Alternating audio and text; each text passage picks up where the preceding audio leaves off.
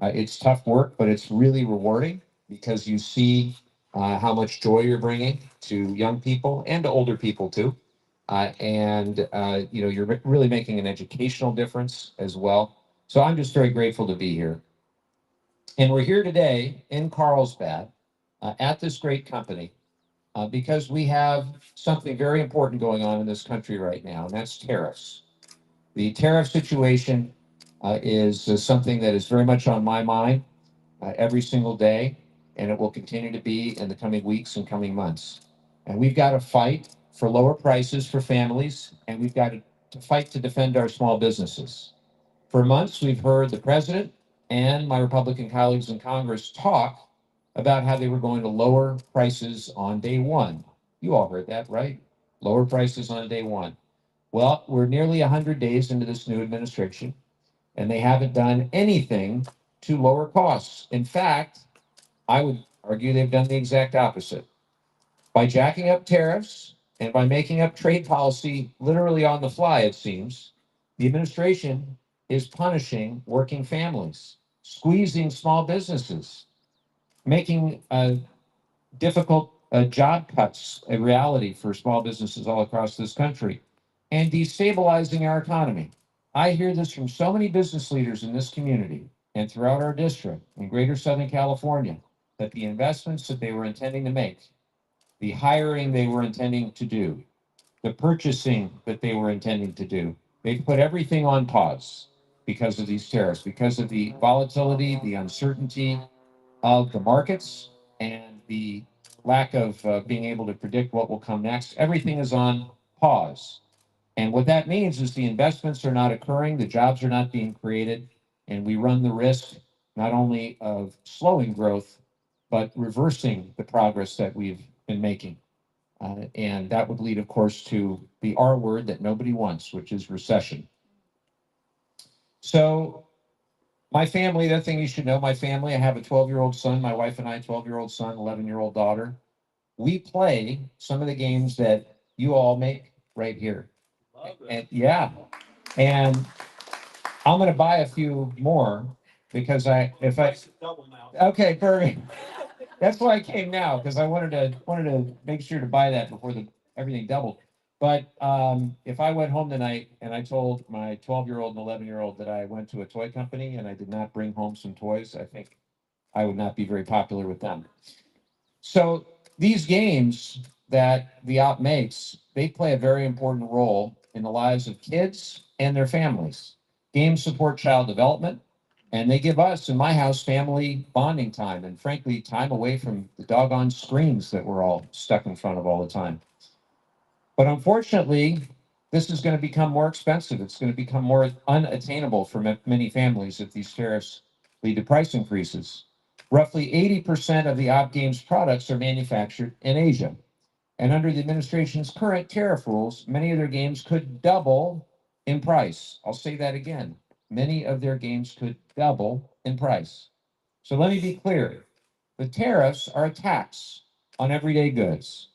China isn't paying these taxes. It'll be our local businesses. It'll be our families who have to buy these products.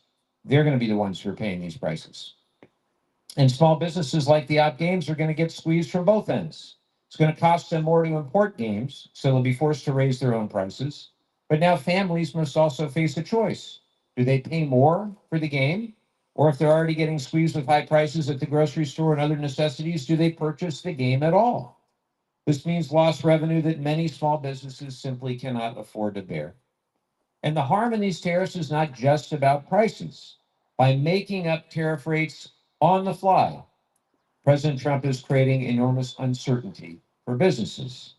Businesses like the Op Games need months, sometimes even a year, to plan their orders and to ship them out to families across the country.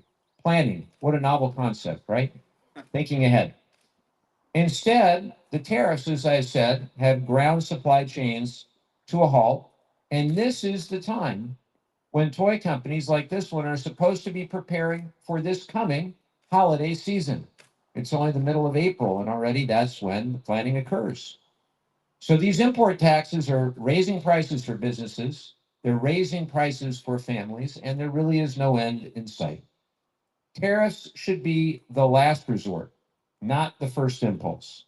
I'm all for policies that address our unfair trade practices, protect our national security, and level the playing field, but that's not what these tariffs do. In February, I wrote to the president to make clear that our communities do not support this approach to trade, which harms more than it helps.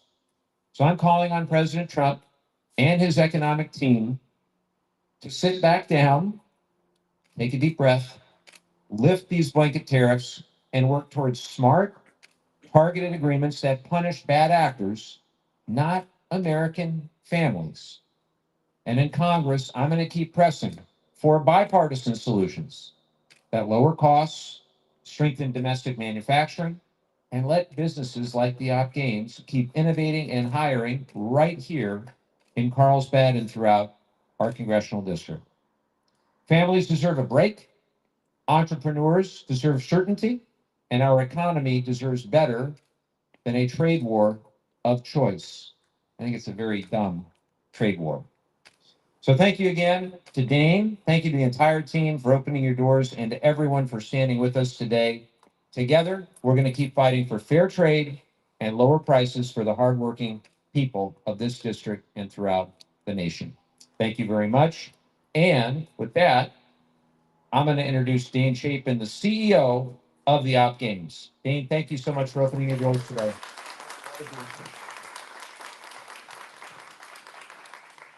Mike, you made my speech really easy. Ditto. Perfect. You really covered the points. I really want to thank you for coming here and making an effort. We were on the phone for half an hour yesterday, and you were extraordinarily well prepared. And I can see how serious you're taking this issue. Your office is taking this issue, and I'm duly impressed by your preparation. So thank you very much. I know this is just not this is a serious issue for you, and you're doing the work to get it right. So thank you very much. Yeah, the op is in the business of joy, laughter, and lifetime memories. But like you said, we're also in the business of family bonding and family time and childhood development. And when I think about my life, some of my fondest memories in life were playing cards with my grandparents, and we'd go over there, right? And if there was one thing, I would give up practically anything, everything to spend those time with my grandparents again. And it's just really valuable time. Personally, I'm a huge believer in fair trade and fair trade practices. And if we have trading partners that are protectionist, we need to deal with it. And we've got to be strategic in how we deal with it.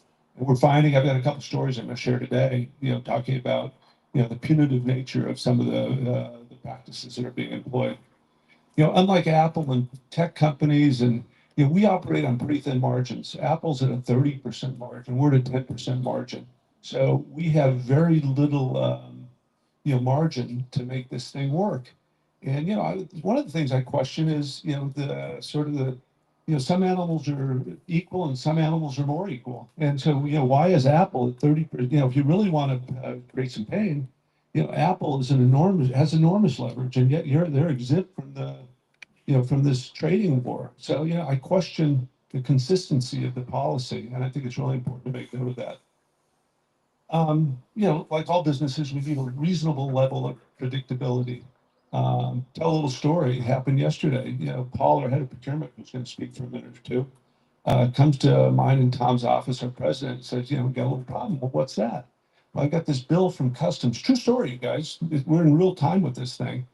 We got a bill from Customs for $920,000. I said, what the hell is that? Well, it turns out that goods left Hong Kong, point of origin, middle of March, 15 containers. At the time, there was a 20% tariff, about $150,000 tariff bill. We need the inventory, so we green lighted it. In this case, those goods were headed to Vancouver. From there, they'd take a train to Chicago. They were on a train to Chicago yesterday. We find this out. We had a bill from Customs for $920,000. And because Vancouver is in a foreign country, they deemed that the point of entry, point of origin, and we're hit with a $920,000 tariff bill, $60,000 a container. We're a small business, we're obviously gonna, see what our recourse is. Those goods actually may go back to China. We don't have custody of them yet. They may go back to China and do a round trip, and we'll wait till, but it's unaffordable. Those cost of goods are higher than our actual price we charge, and it's not gonna work. You can't double prices overnight. Most of our, you alluded to this, most of our stuff is made in China, about 80%. We do make some stuff domestically. We make enormous effort to make stuff domestically. We've got 80 high-level, high-wage people that work here. And we did the math, we rely on probably 1,000 low-wage, low-skilled workers out of China to make the stuff that we sell. The US is almost at full employment.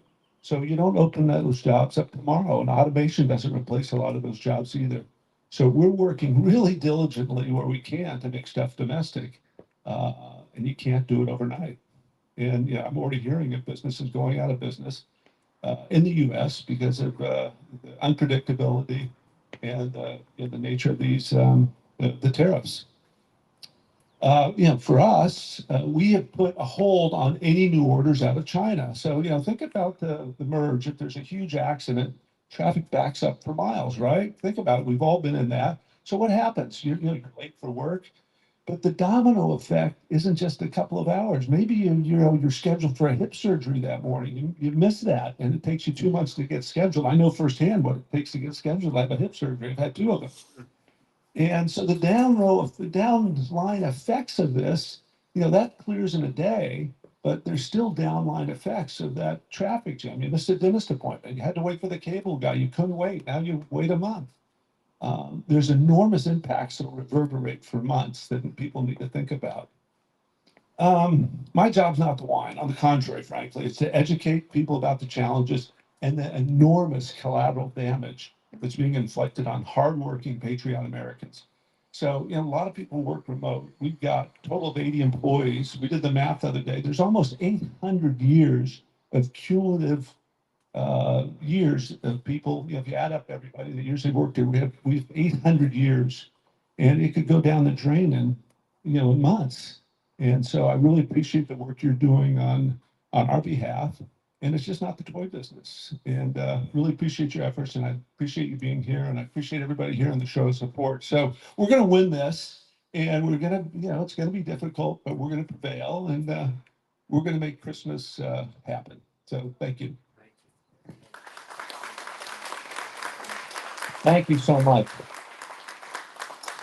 Dane doesn't realize this, but he brought up something I hadn't thought about for many years, which was the memories of playing cards with my grandparents. And it reminds me, I need to play cards with my kids. We have to just get off. Perfect, excellent. We double the price. We better buy them now.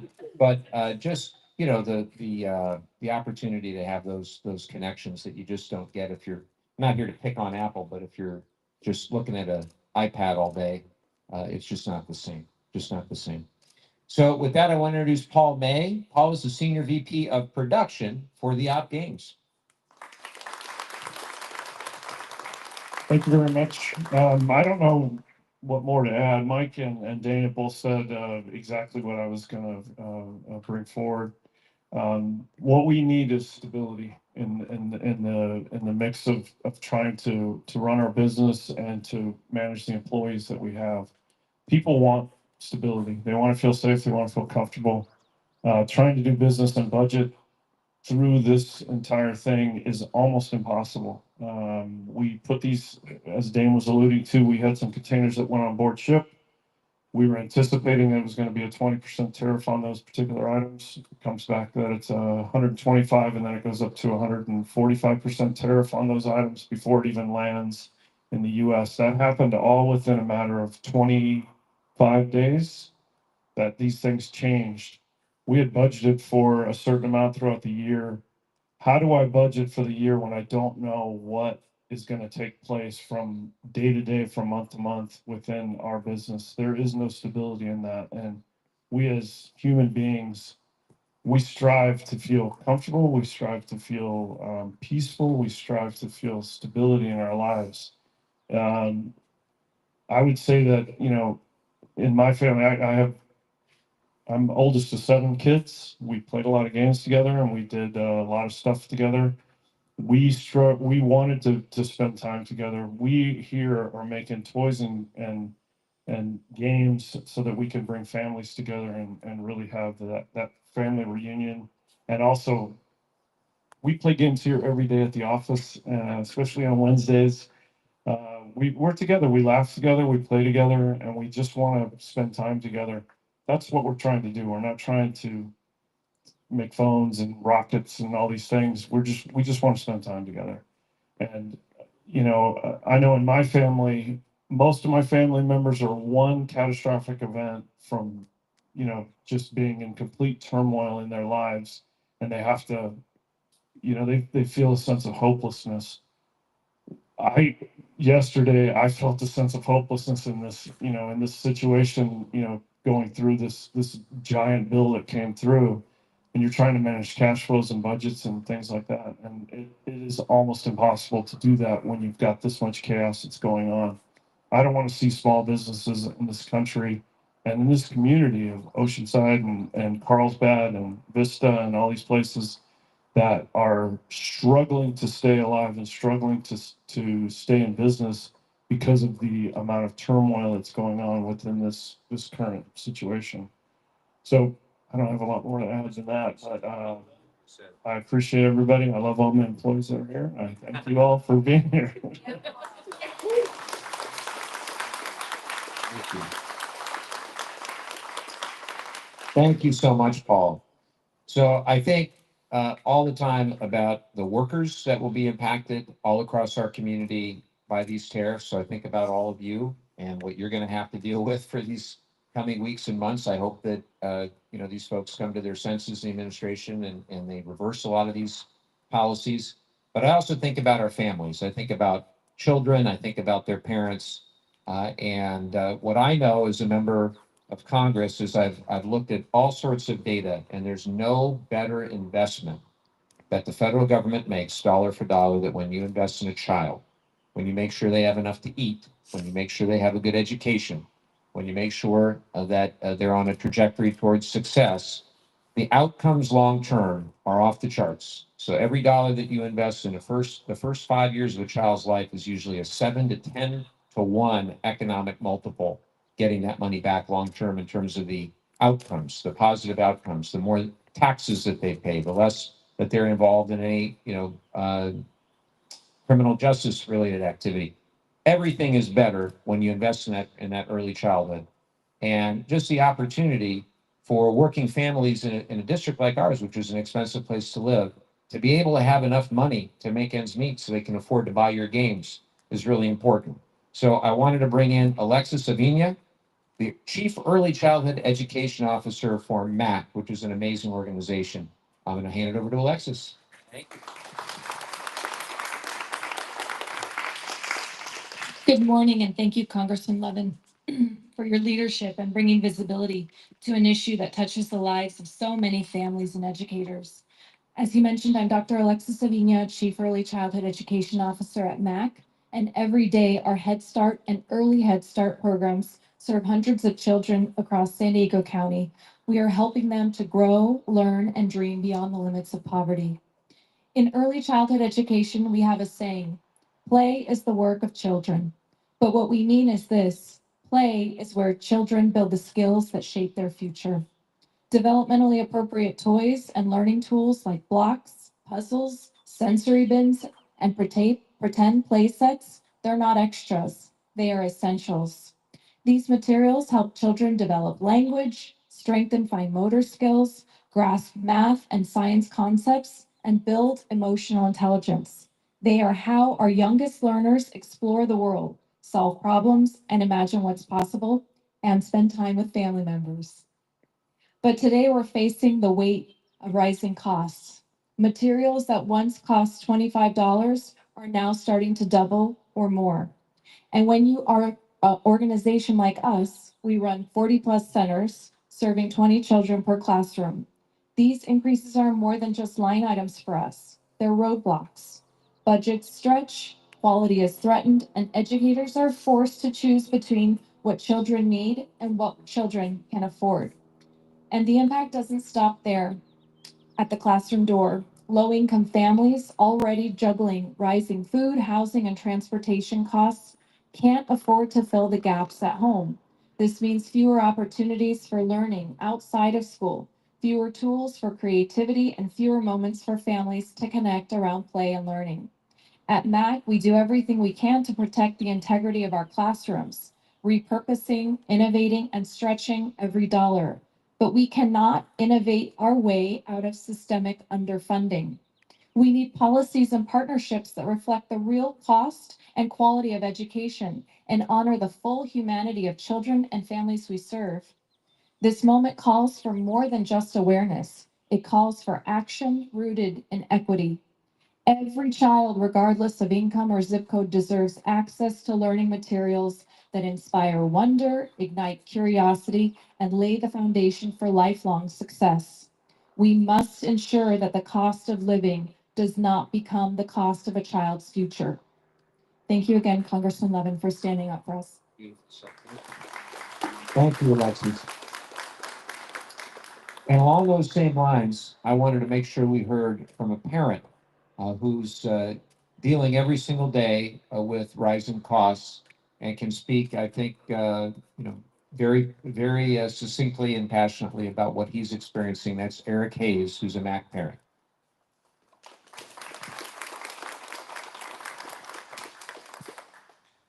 Hi, my name's Eric Hayes, and I'm an extremely proud parent of a child who attends the MAC Head Start program here in San Diego.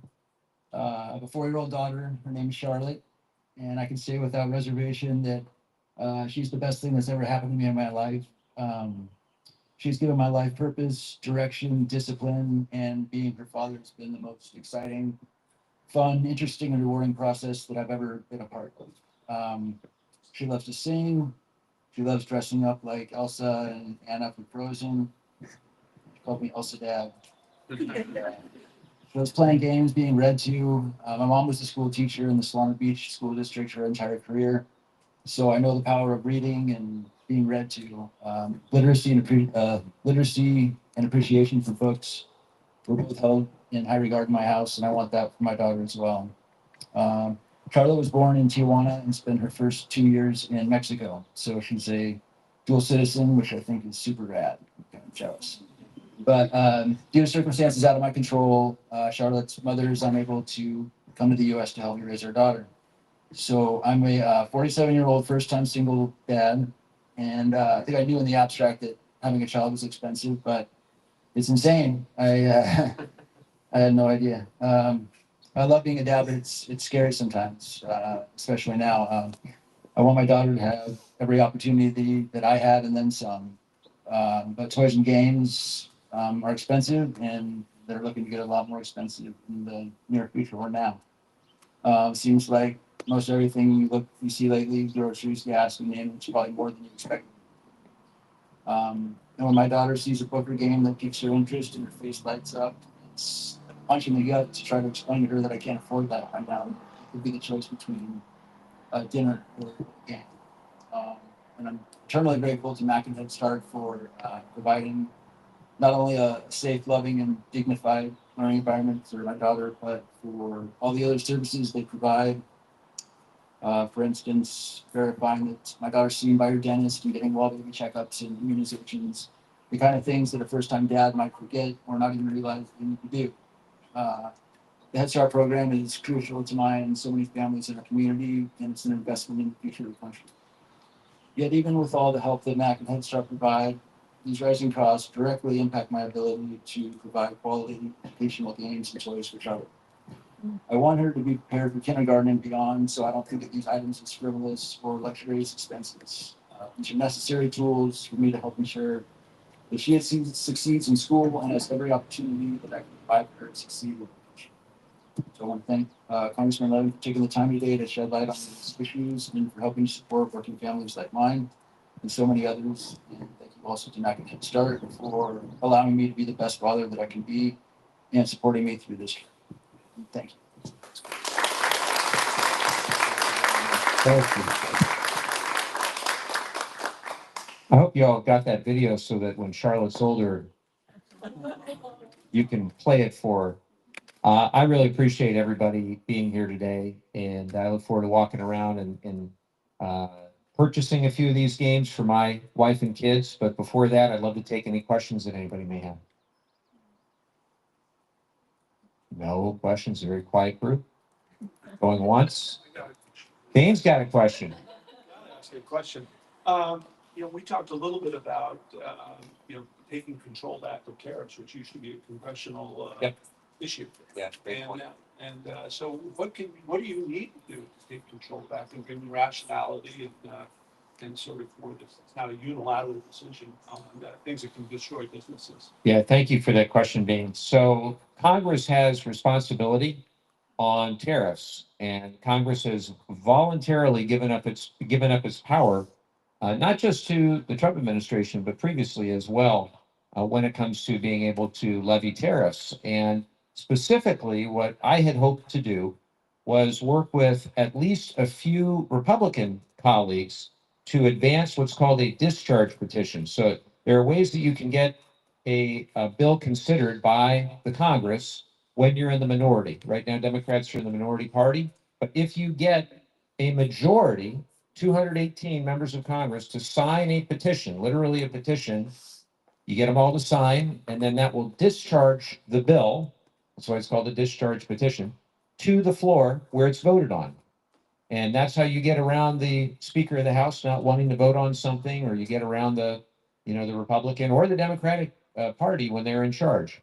So I wanted to do that on tariffs, specifically to call into question the emergency declaration that's at the root of the president saying we need these massive tariffs.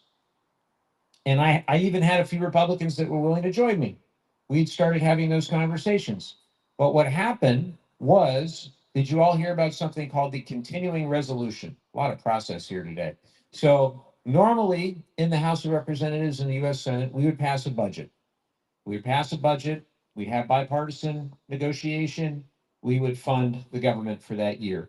In the absence of an agreement, or in the absence of really wanting to even have a discussion, Republicans pushed something called a continuing resolution, which is just basically punting, keeping things exactly as they are for a specific duration of time. And look, we've done it in the past on our side of the aisle too. We're very good at kicking the can, unfortunately, in Washington, D.C., rather than having the serious bipartisan discussion that would lead to a better outcome. But my point in bringing this up to you is buried in the continuing resolution that was passed on a party line vote about a month ago was one provision which would block our ability to question the administration on tariffs for the next several months. And so that lasts until September 30. So what it is Mike Johnson, the speaker, and his leadership team, their decision to abdicate, to give up their authority on tariffs to Donald Trump and the executive branch until the end of September. And that's how it went down. And that's one of the many reasons I voted against that continuing resolution, even though I very much want to keep government operating and functioning as normal. So for now, there's been a surrender of that congressional authority. And I think we absolutely must take it back. And it isn't just limited to tariffs, by the way. There has been, I think, the biggest abdication, biggest handoff of authority from a Congress to an administration in the past 3 months, 4 months than ever before in modern American history. Does that make sense? Makes a lot of sense. I got one more Yep. question. Yep, she has a, that's important. That's more important. Go right ahead. It's a higher authority for me. You alluded to this just a little bit ago, but given the disparity of public opinion on the most recent election, and given the political turmoil that's going on right now, not just with tariffs, but a lot of other issues, do you think this is an opportunity to get the super far left and the super far right to potentially come together and closer to the middle and to join hands together and say, this is truly insanity, all of these political issues. And can we find commonality? And can we find a solution that solves the problems? And as Paul said, brings a little bit of stability to the American public. And can that happen within Congress? I hope so. What I see more is not necessarily that those on the extreme will stop being extreme, but I do think what will happen is there will be a renewed emphasis that the country wants for us to own common sense again and bipartisanship again, and to try to build common ground when it makes sense to do so. And it is tougher than it has ever been. At least my sample set is 7 years. And I can tell you that in that 7 years, the environment has gotten more partisan. The media has gotten more partisan. They never want to know what you're doing working together, for example. We actually had a very unusual opportunity to do something bipartisan. Day before yesterday, we went down to the border and we saw the Tijuana River sewage crisis. And obviously, the Trump administration, just as the Biden administration, very dedicated, at least they're saying all the right things. And that's going to require a bipartisan give and take. So my thing is always try to work with people of either party whenever I can, but also stand up when I have to. And on this tariffs issue, this is crazy. And a lot of my Republican colleagues will say behind closed doors, this is crazy. And I say, okay, well, why don't you all do something about it? And it's either fear or they worry about a primary election, they worry about retaliation. I don't know what it is. But so far, there's been a lack of willingness to speak out against what is so obviously a self destructive policy on tariffs. Because look, when we had the election last November, the economy was not perfect, far from it. But the markets were stable, unemployment was under control, inflation was getting better, and I thought things were looking up in the United States. And I think they were, and hopefully will be again. But I see the tariffs as one of the biggest self inflicted wounds in recent American history. There's no reason for it. 145%. And we didn't talk about this, but he brought out, if you remember, the president brought out that big chart. And he said, this is what they all tax us, and this is what we're going to tax them. And I looked at the chart and I said, that's ridiculous. That's not what they charge us in tariffs, any of these countries. And we started asking each other, well, how did they come up with this data? And it turns out they just took the trade deficit and divided it by exports, came up with a number. And then half of that is what we're going to tax them. Or excuse me, double that. No, half of that. So for example, Indonesia, they have $18 billion trade deficit. In other words, the Indonesia sends us $18 billion more in goods than we send them. They divided that by the exports from Indonesia, which are 28 billion. That's roughly what, 63, 64%. And they say that's the tariff on us. That's not the tariff on us. And then cutting that in half, 32% was what we're going to tax them. That doesn't make any sense either. None of it makes any sense. So my wife, just like you, I married well. My wife is an MBA from the Wharton School at the University of Pennsylvania, same place the president went, except my wife went to the actual MBA program and actually went to class because she said one of the very first things you learn at this prestigious university is tariffs are dumb. They're a tool in the toolkit, but the Smoot-Hawley experience of the 1930s suggested you can blow a hole in our economy and you can do it quickly if you're not acting in a responsible, measured way. And that's how the Great Depression was made into the awful experience for Americans of every socioeconomic stature, and we want to avoid that this time. So long story short, they should have just done what my wife said, right? But I very much appreciate the question. We have time for one more. Go ahead. Given that Republicans have abdicated their responsibility and knowing that the real power in America always lies with the people, what can people do to fight back? The people in this room and the people out in our community. I would just say everybody here can speak to their friends, their family, their neighbors, their coworkers, and talk about the importance of common sense policies and why these tariffs are a bad idea and how they're going to hurt, how they're going to increase toys, games, everything, cars, you name it. All of it's going to be impacted. If they continue on the path they're on, they're going to do massive harm to this economy. That's not a partisan thing at all. My Republican members of my extended family, I haven't talked to one of them yet that thinks this is a good plan, that this is a good idea. And, I'm still waiting really to hear a good common sense argument about why 145% tariffs on China, why that's necessary. And this is a trade war of our own making. And I hope that they listen. I hope the Trump administration listens and they recognize this is not what the American people want. This is not what they voted for. They voted for lower costs, not higher costs, lower inflation, not doubling the cost of everything. Right? Yes. Two questions for Dane, if that's okay. Yes. More than okay. With tariffs as they stand right now, I understand there's been a lot of fluctuation. What would that mean for your business in the short and long term? Well, we're planning for it as we speak. So every day there's meetings that we weren't having before of, where can we move production? How can we raise prices? Laying people off is the last resort, but it's in play for every toy company in the world, or, in the US right now. So we are scrambling to find alternatives to it. We had projected our best year ever, 30% growth off of last year. We're now looking at maybe it's a slightly growth year, and we're looking at nominal profits, if any. We had high expectations, and we've been on fire for 2 or 3 years as a company. We've got the best-selling game in the United States right now in Tapple. We've got 4 of the top 10 best-selling games on Amazon. It's almost unprecedented in the toy business. And we're on the cusp of doing some amazing things in this company. And that's all ground to a halt right now. So, yeah, we're going to survive. I've been at this thing for 30 years. The family business that started with my 2 sisters who started it.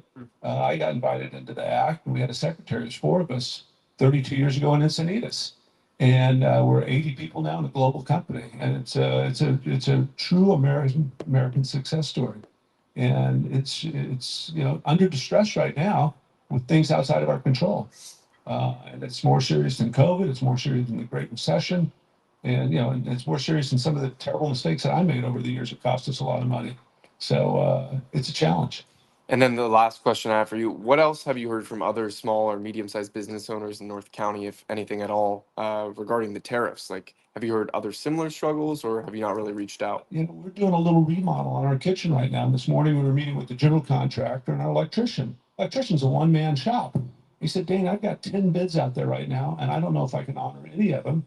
I'm not sure whether to raise my rates from what he charged, 110 or 20 bucks an hour. He said, what am I going to tell my customers? I'm at 200 bucks an hour. So he's single dad, 2 daughters, and the guy works his tail off, and now it's put him in a flux. I've got a friend with a $140 million construction project on Bankers Hill. The windows just went up in price by millions of dollars. He's going to end up in litigation on that. He's going to take the windows. He's going to pay the extra money because he can't stop the freight train of a building. So if he stops that building, it's going to go into mothballs for months. To restart it, it's going to take 6 months. So you don't turn this stuff off with a switch. It's enormously challenging. You stole my joke too when you asked me about what we can do. So in my case, the congressman called me, and but as he says, you can call your congressman. So That's perfect. Thank you. Well, and plenty of people have. And I tell them, hey, I am with you all the way. We do not want this any more than you, and we're going to do everything we can to fight back with every tool we've got, which included today communicating about it. So I'm very grateful to everybody. Thank you to all the employees of this company, and I look forward to a little tour here. Thank you all for having me.